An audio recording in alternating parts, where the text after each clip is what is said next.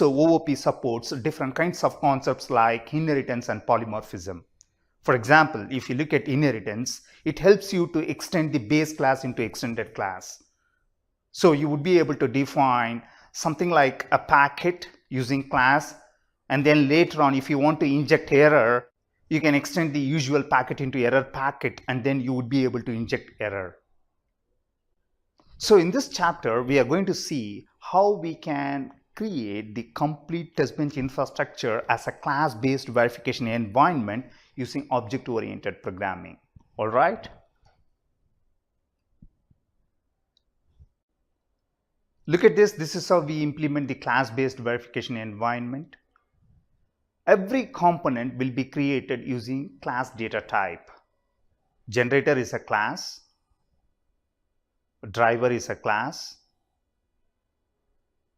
Read driver is a class. Write monitor is a class. Read monitor is a class. Reference model is a class. Scoreboard is also a class.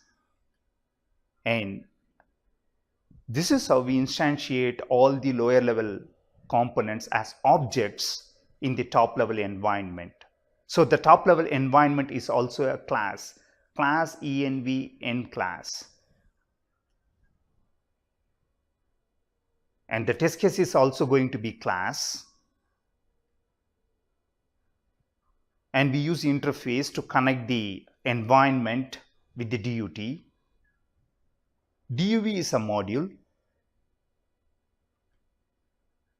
And we create a top level module. There we generate clock, we instantiate interface, and then we connect the DUV with the test case using interface instance. This is what actually we are going to explore.